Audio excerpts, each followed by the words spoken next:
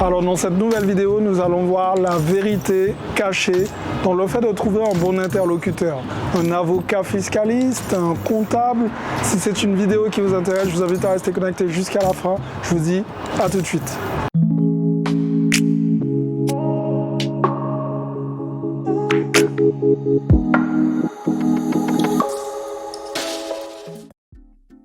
Salut à tous, je suis Xavier Prétérit, je suis l'auteur de 2 livres à succès, le livre KV Parking et le livre Devenir libre financièrement grâce aux immeubles de rapport.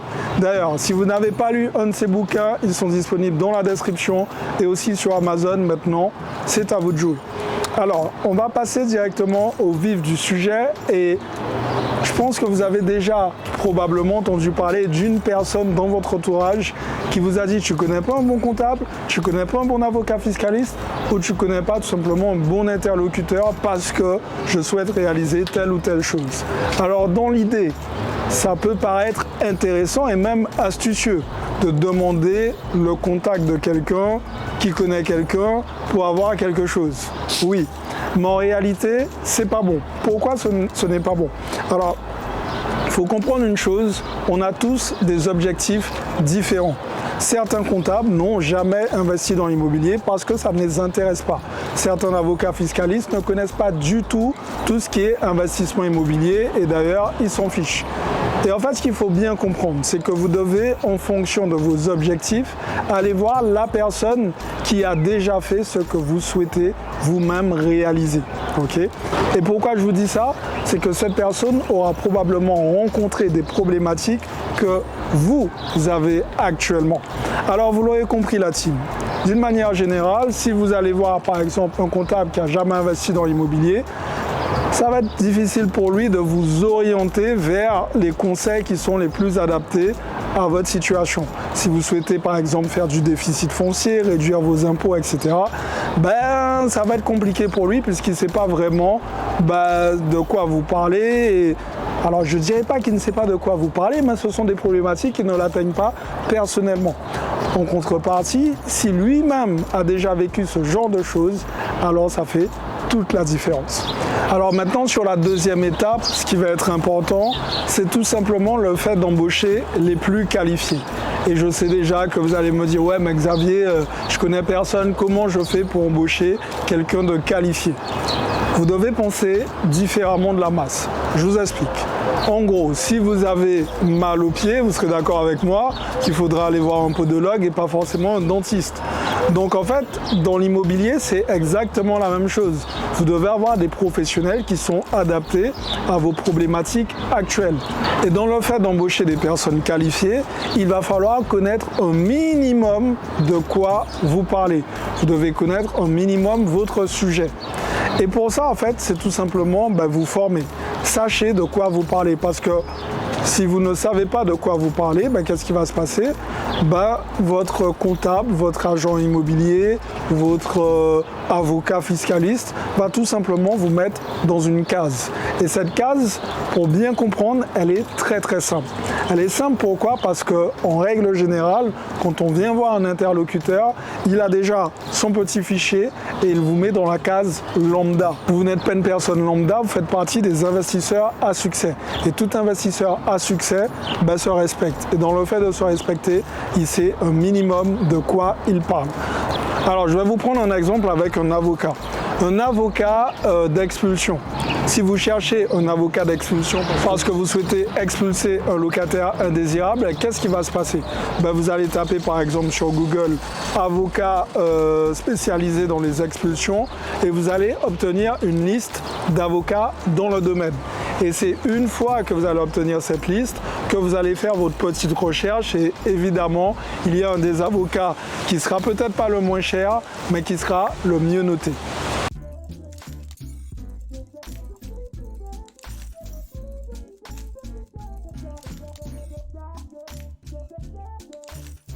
Alors la team, soyez bon et soyez honnête. Pourquoi je vous dis ça? Tout simplement, c'est que si vous embauchez un bon interlocuteur, forcément il faut être bon. Je vois trop de personnes aujourd'hui embaucher un bon interlocuteur et quand il vous demande vos pièces, vous prenez 10 ans à envoyer vos pièces. Et à la dernière minute, vous envoyez tout au compte-gouttes et en faisant ça, mais qu'est-ce qui se passe? En face de lui, il a l'impression d'avoir quelqu'un de pas sérieux et derrière, votre dossier va passer tout en bas de la pile. Et vers les derniers jours, au moment de faire les déclarations, c'est à ce moment-là que tout le monde s'accélère. Donc finalement, ça crée une espèce de cacophonie et ça fait de vous quelqu'un de pas bon et de pas sérieux. Donc, priorisez l'excellence. En priorisant l'excellence, en étant bon, mais derrière, votre interlocuteur sera obligé de suivre. À partir du moment où votre interlocuteur vous demande d'envoyer les papiers, envoyez les papiers et surtout, faites en sorte d'être tellement bon que quand vous allez poser une question, il doit être en mesure de se dire « Attendez, je vais me renseigner et je reviens vers vous ». Et à partir de là, vous aurez challengé cette personne qui est en face de vous et en challengeant cette personne en face de vous, vous aurez compris qu'il va faire votre travail correctement. En tout cas, c'est exactement comme ça que c'est censé fonctionner. Alors, une autre chose très importante à noter, c'est poser des questions. Posez des questions jusqu'à ce que vous compreniez. Pourquoi je vous dis ça? C'est tout simplement, peu importe l'interlocuteur que vous allez avoir en face de vous, vous le payez. Et c'est quelqu'un qui a fait plusieurs années d'études dans un domaine bien spécifique. Donc forcément, il connaîtra plus de choses que vous et il risque d'utiliser des termes techniques que vous n'allez pas maîtriser. Alors posez des questions jusqu'à ce que vous compreniez. C'est en posant des questions que vous allez apprendre de nouvelles choses et c'est ainsi que vous allez pouvoir challenger votre interlocuteur. Et vous allez voir que finalement, vous allez pouvoir détecter un bon d'un mauvais interlocuteur. Et maintenant, c'est à vous de jouer. Notez la team, et ça c'est très important, les impôts ne se soucient pas de qui a préparé le dossier, qui a complété les fiches. Les impôts s'en fichent. En fait, les impôts, ce qu'ils voient, c'est votre nom, prénom, date de naissance. Et si c'est mal fait, ils viendront directement vers vous pour vous mettre la pression. Et vous aurez beau dire, c'est pas moi, c'est le comptable, peu importe, ce sera à vous de payer l'addition à la fin. Alors vous serez d'accord avec moi que si le professionnel n'est pas disposé à vous aider, il faut tout simplement changer de professionnel. Ça peut être un comptable, un avocat fiscaliste ou peu importe, vous l'aurez compris, il est temps de changer de professionnel. Maintenant, nous allons finir avec une chose qui est primordiale. Tout le monde aime être payé en temps et en heure. Et vous les premiers. Alors pourquoi les interlocuteurs ils doivent pas être payés en temps et en heure? Si vous faites traîner les paiements, qu'est-ce qui va se passer derrière? Il va y avoir un désintérêt pour votre dossier. Et ils favoriseront forcément les personnes qui ont payé en temps et en heure et ils vont prioriser ces dossiers-là. Donc vous serez tout en bas de la pile. Donc tant que le paiement ne sera pas effectué, vous aurez compris que vous serez pas, votre dossier ne sera pas traité. Donc soyez réglo avec ça, payez en temps et en heure. Ça prouve aussi tout simplement votre sérieux. Et en plus, c'est un élément phare que vous allez pouvoir utiliser pour mettre gentiment la pression en disant « Écoutez, moi j'ai déjà payé votre prestation, maintenant je veux des résultats ». Voilà la team, j'espère que cette vidéo vous a plu. Si vous suivez les vidéos depuis le début, vous avez probablement deviné, nous sommes toujours à Wynwood. Et là, on a un artiste, un de mes artistes favoris, Alec Monopoly. Et je pense que vous devez probablement comprendre pourquoi c'est mon artiste favori.